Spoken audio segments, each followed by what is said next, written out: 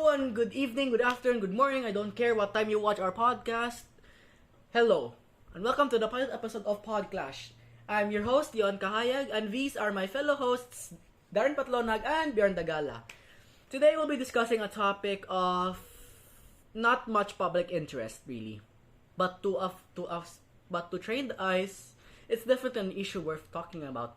And that is us Filipinos moving on from one issue to another too fast.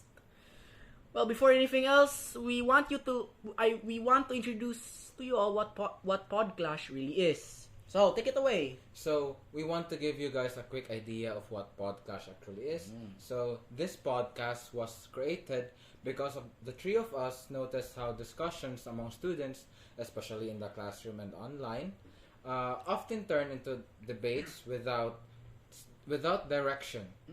But we felt like there's so much more we could talk about in a calmer, deeper, and more meaningful way. So exactly, Darren. Think of PodClash as a space where we bring up topics that young Filipino should be talking about, like national issues, social behavior, culture, politics, and student life, and everything that affects the way we think of and live. And yes, sometimes we'll clash. Sometimes we'll agree. But the goal is to spark conversations, not just to argue. Now, there's a quick disclaimer here now. We're not claiming to be experts. We're not the type of people we're not the type of people to be able to make a conclusion such as thermonuclear bomb versus coughing baby. We're just free students. At the end of the day, we're just free students trying to make sense of what's happening in our country. And we also wanted to talk about the things that people should care about. But often we forget that the noise fades. So if you're a student, young adult, or honestly anyone who wants some points and opinions to argue with, then I think this podcast is the right one for you. Yes, so to think of this as your weekly reminder that awareness doesn't end when the trend ends. And today's topic is a perfect example of it. Darren? Because today, we'll be discussing a topic where not a lot of Filipinos notice when we have a new social issue. Us moving too fast from it and memeing it into oblivion. So, Darren, I think it's one of the reasons why the Philippines have left so many issues unresolved. From the whole Alice Go situations, from the flood control scandals, and it's frustrating how an issue is quickly ignored and left to grow in ways that can hurt us in the future. And it annoys me to see Filipino memes every issues they can, be it youngsters or like us or adults making silly TikToks about it. Yeah, and the fact that people meme on it is what makes it so frustrating. I gotta make a confession here. I have memed on certain issues like the flood control on an Alice Guo, considering that Alice Guo concerns national security and the flood control funds is just 100 billion pesos worth of taxpayer money being thrown around. I have memed some of those and I'm sorry for that. This podcast, you can actually learn how to be aware of our issues right now. Of course. And also, these are supposed to be a national concern, like Alice Gu's case, which concerns the entire nation's security as her identity gets revealed more and more. Only for news about her to disappear months after. The public has moved on from her issue, and I'm seeing a pattern here. Us Filipinos really love that instant gratification, right, Johan? Agreed. And you know what's crazy? We don't even realize we're doing it. It's like everything has this reflex. Oh look, new issue. Time to forget the last one, right? Right, yeah. Then the cycle repeats. And honestly, we all kind of fall into it, even if we don't want to admit it. That is a valid point where we Filipinos are suckers for instant gratification. So they comment on the latest issues and cry about change while the government does nothing about it once again.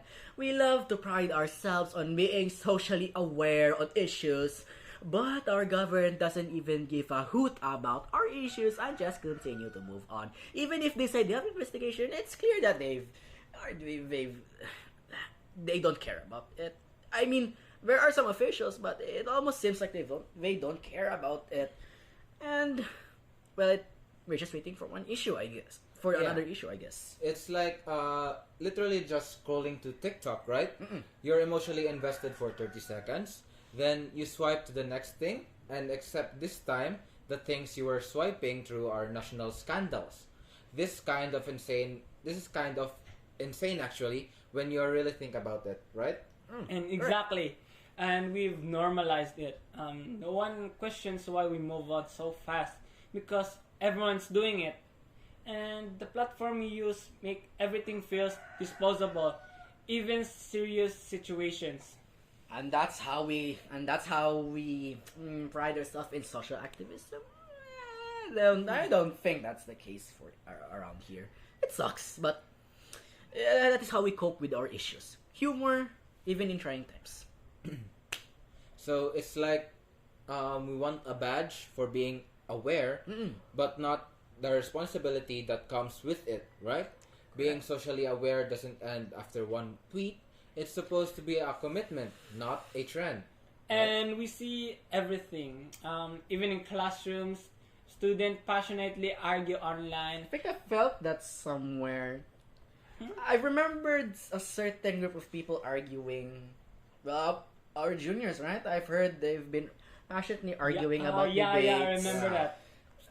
And also last year, I think I remembered some. Oh, I think you're referring to me. My debates, Yeah. maybe. Yeah, I think, we as youngsters really love to argue. And I might add, Johan, actually, there's a study from Philippine Institute from Development Studies that talks about how Filipinos tend to engage in short-term reactions and when responding to national issues.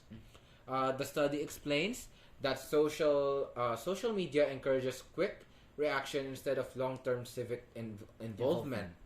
It also highlights how Filipinos often prefer fast and simple actions like posting, commenting, and sharing, rather than sustained follow-ups that require effort and patience. This supports the idea that our culture lends heavily towards quick gratification, which affects how we process public issues.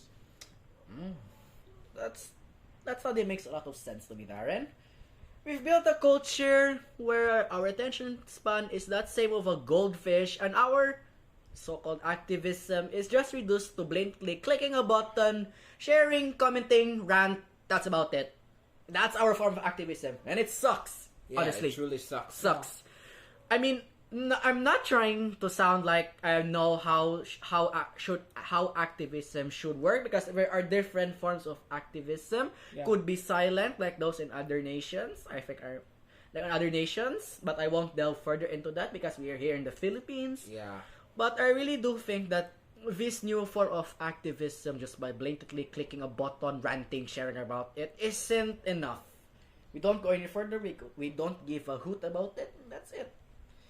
Bjorn, anything? And to add that, basically, it confirms that we're seeing daily on social media a lot of noise, but not a lot of staying power. Yeah. And the effects are clear to see in this year alone. For example, the Transparency International's 2024 Corruption Perceptions Index ranked the Philippines at 114th out of the 180th countries with a score of only 33. Wow, that's actually pretty low. I'm going to look it up right now. Bear with me, our ladies and gentlemen. Transparent. I'm gonna search it up. Transparency So International we can see if it's actually Ranking real. Corruption 24. Philippines, correct? Yeah, Yeah. Philippines. Enter. And Oh wow, it really is. 114 Correct. out of Wow. 80 countries. Wow, galing! Pinoy pride talaga. congrats. So that score is so low that the global average of 43 according to the National Economic and Development Authority. So this means that the corruption in the Philippines is still widespread and deeply rooted. We're below the standard, ladies and gentlemen, which Indeed. is 43. Huh? What's the global standard? 43? 43. bro. And we scored a 33. We have a lot of crocodiles in our Then- country as well. Remind? Oh! I remember now. Yeah. Yeah. But it's, as much as we love to joke about it's very concerning talaga yun. Any other data to back us up, Bjorn? So there's also a Pulse Asia survey in September 2025 which showed that 75% of Filipino believes bribery is still the most common form of corruption. Well, Especially in elections, right? Yeah. So these numbers reflects how corruption remains consistently high and how citizens continue to lose trust in government system. So I think the rise of bribery comes from the COVID pandemic. I'm sure most of us, the three of us, us hosts and you, our ladies and Listeners. gentlemen, have experienced some kind of financial struggles during the pandemic, correct? Yeah. Our economy went to hell, and most of us lost our jobs or struggled to make a living. So I think with the rise of bribery, which involves money, I think it's obvious now why bribery was named The its most common form. Correct. Yeah. common form of corruption. So I think bribery is just naturally. It naturally came back after the pandemic because some of us had financial issues. So that's just how I feel about bribery being common nowadays. Yeah, and imagine that's just in this year alone. What? Really? How about the future then? So this might just get more and more worse. That's a very scary thought to think about it, right? Yeah, and honestly, these numbers are not shocking anymore. What's sad is that they should shock us, since we've gotten so used to corruption that even a terrible statistics feels normal. And it's not just us being numbed about it. We've essentially mocked it. Creating, "Uy, Philippines! Uy, Pinoy pride! Uy, galing!" But then the listings are top 10 most corrupt, top 10 most corrupt, or top 10 most dangerous places for journalists to work at. But that journalist part was actually true. We are one of the most dangerous nations for a journalist to work with. Thank God we still got journalists around here, but it's frustrating to see that we have been numbed out so much by these bad statistics. We just meme out of it, like the "Uy, Philippines" meme shows us. It sucks. And it frustrates me a lot. Actually, another example of this is the flood control controversy, right? Ah, yes. It just resurfaced recently. Oh. And the Senate reported that several flood control projects were either overpriced or poorly built. Some reports stated that kickbacks reach as high as 20%. And in several projects, this is very concerning because during typhoon seasons, people rely on these structures to protect their homes and communities. Well, when I heard poorly built or overpriced, I'm sure the contractors, especially these guys, wouldn't mind if they bought something like this, just a Porsche Cayman, and I'm sure they wouldn't mind spending a few millions on taxpayer money just for Alcantara seats, warm seats, anything German over-engineered stuff. The fact that they'd rather have the luxury of this is beat up, but my point still stands. They'd rather spend money on their cars rather on the structures that they were contracted to build with. And now look, Typhoon Uwan and Tino. Yeah, Typhoon Tino showed how incompetent these contractors really are. The floods were everywhere, right? In Cebu and where was it? I think I forgot. Coastal areas. I'd rather spend money on their stupid cars, Caymans, Porsches, mansions, yachts, whatever, than do something about our nation, which is very prone to floods. And the saddest part about that is these people only rely on these structures. Actually, actual lives depends on whether these projects are done right. So, but because attention fades quickly, accountability weakens. So there were massive protests like the event called Baha sa Luneta, where around 100,000 people gathered in Luneta Park. Wait, isn't that conjunction with the Trillion Peso March? I The one Yeah. that got national news coverage, the Trillion Peso March. That's one. That's Ah, one. okay, so it's alongside the Trillion Peso March then. Okay. So they protest because they were angry at how flood control funds were handled and how corruption kept making disaster response worse. Again, those money went into the funds of contractors like this Porsche, Ferraris, McLarens, other luxury brands you can name off. They all went into the wallets of contractors and perhaps other Indeed. government officials. So the frustrations is understandable. So many Filipinos experience flooding every year, yet progress remains slow while scandals keeps coming out. But just like other issues, the public anger eventually dies because and the topic slowly disappears online. Wait. Let me get this straight. Public anger eventually dies down on a national topic that affects us all simply because no one cares. Yeah. Well, I mean, that's The attention span of Filipinos are just like a goldfish, you know. I guess I can make that comparison. So we've essentially reduced our attention span to a goldfish because of our stupid, I guess, social media thingy-majigs, but whatever. Yeah, and it's always like that, you know that? Because it's a massive outrage, Viral. then it becomes viral, and Memes. people do memes. Yeah. And then Silence. it distract them from the real issue, making it making it silent and over a week or two. And it's the same pattern every time. So, if we look at the pattern, Filipinos tend to switch topics very quickly. 1 month, everyone is talking about identity fraud like Alice Go case. Then, the next month, everyone is focused on an entirely different scandal. The attention is strong at the beginning, but it slowly fades as time goes by. This constant shift prevents long-term accountability, and investigations takes months or even years. Yeah. Yet the public only pays attention for a few weeks.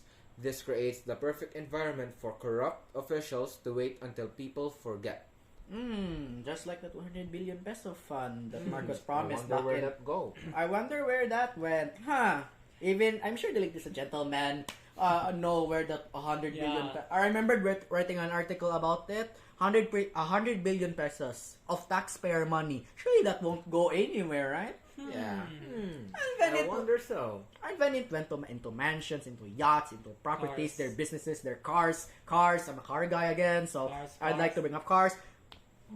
It's just rolling show ups, and our essentially just 100 billion pesos worth of taxpayer money went down the drain into the wallets of contractors who used it to improve their livings, Yeah. Yeah. while the other Filipinos suffer. I mean, what could be the worst part, right? It's us suffering. Yeah. The worst part is that our short attention span is not just a social problem. It is something that people in power have learned to use to their advantage. Right? Jeez, any studies about it then? Yeah. For example, the Philippine Institute of Development Studies released a report titled "Like, Comment, and Share" Ooh. that discusses how Filipinos react strongly to issues at first but do not maintain long-term engagement.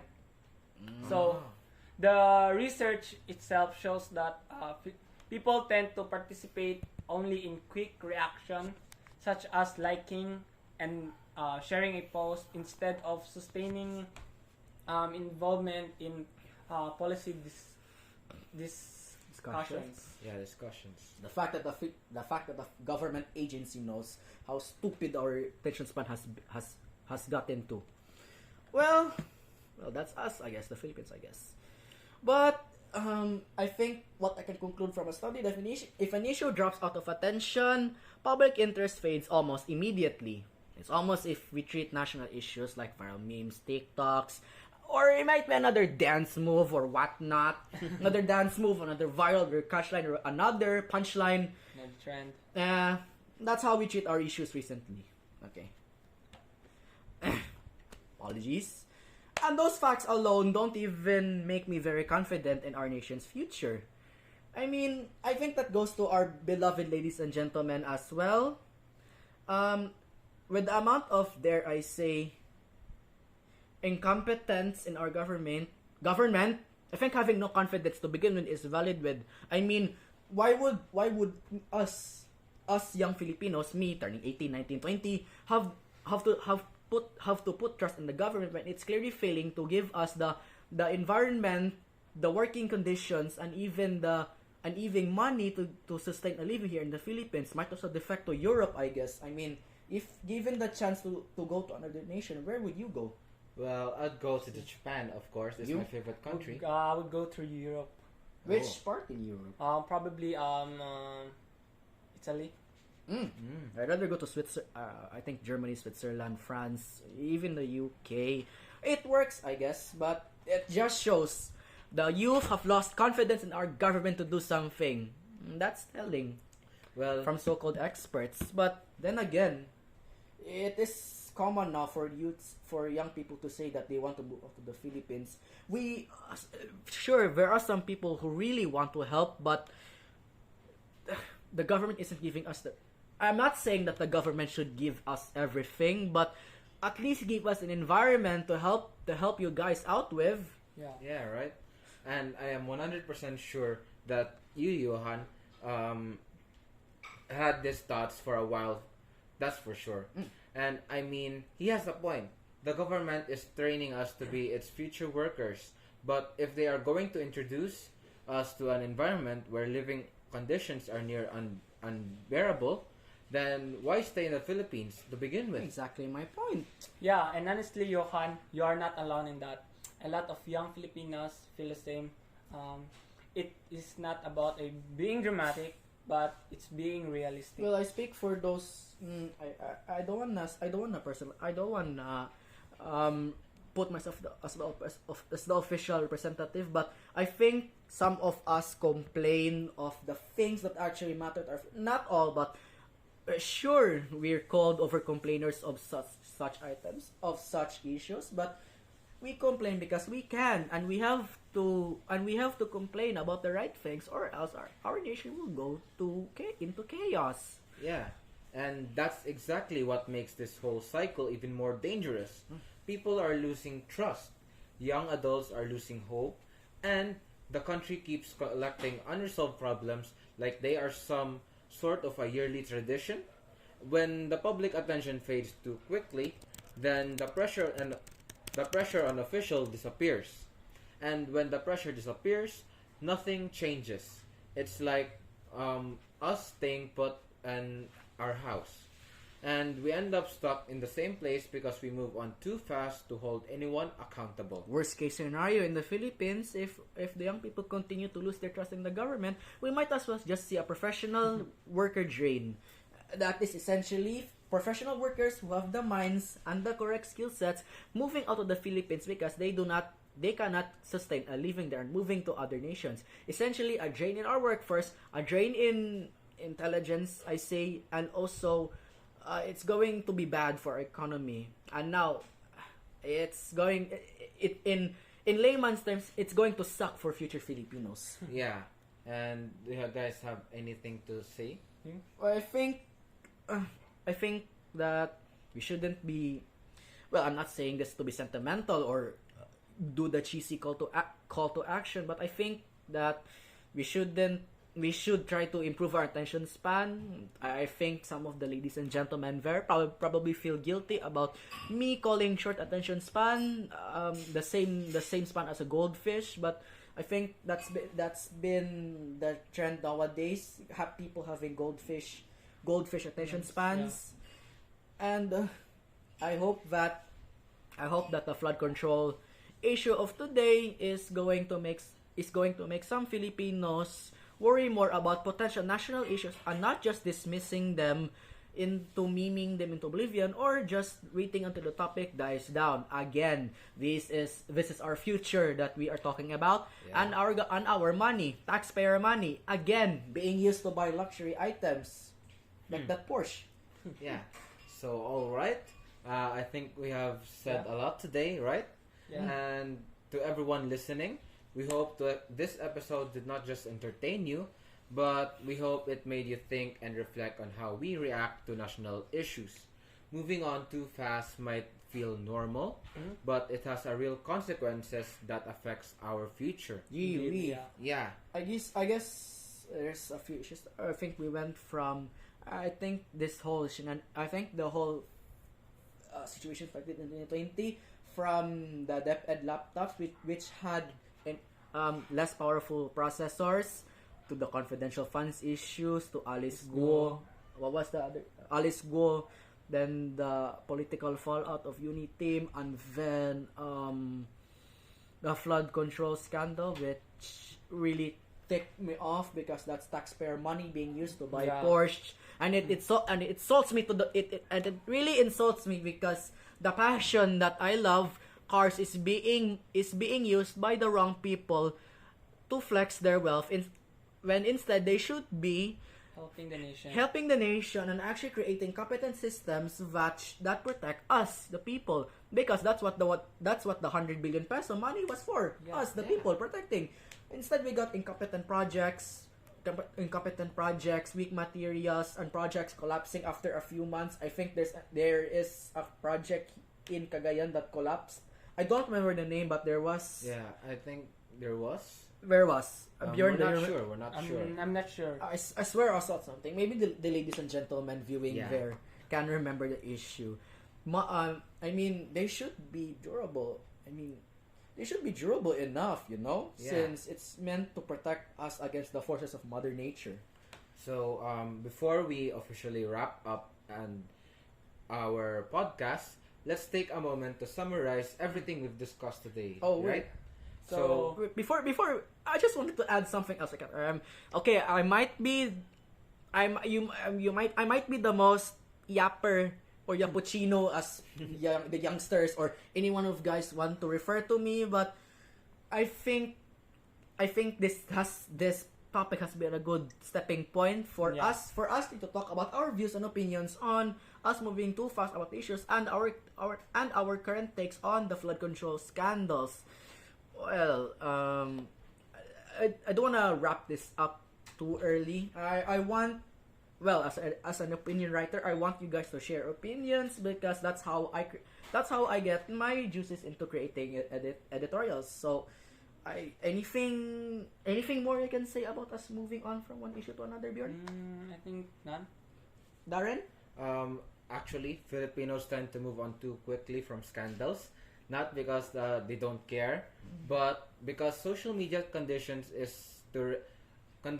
us to react fast and forget fast. I think we've reduced issues so badly to the point that we have essentially created punchlines like Alice goes, Your Honor, hindi ko po alam. Your Honor, I grew up in a farm, yada yada. And then I think I've used some of it as a joke, like, Your Honor, Your Honor, hindi ko po alam. And now, flood controls, I think that really ticked me off because one of my passion hobbies, cars, has been in the red zone recently because the contractors are flauntedly showing off their new Rolls Royces or their Cadillacs or their Lincoln Navigators to people that are suffering in floods, and the fact that the money probably used to buy these cars could have been used to support us, support us, help us. Instead, they're showing off cars instead. Yeah, it really frustrates me. The short attention span also allows corruption to continue. When public pressure fades, accountability fades with it as well. So they are really taking advantage of our short attention span.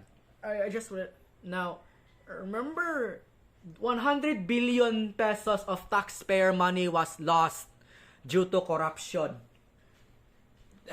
I mean, just looking at the cars being sold currently at the auction that once belonged to the Vizcaya family. I mean, the cars being auctioned. I mean, some of their values could have been reached 1 billion.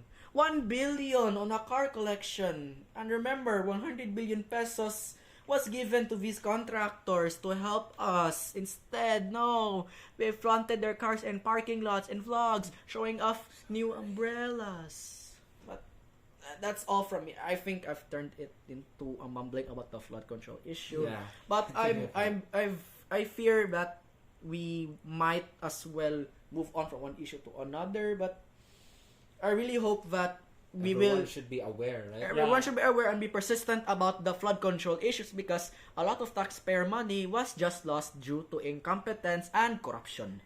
Yeah. So, to wrap things up, and to everyone listening, thank you for spending time with us. If there's one thing we hope you to take away, it's this: awareness doesn't end when the trend ends.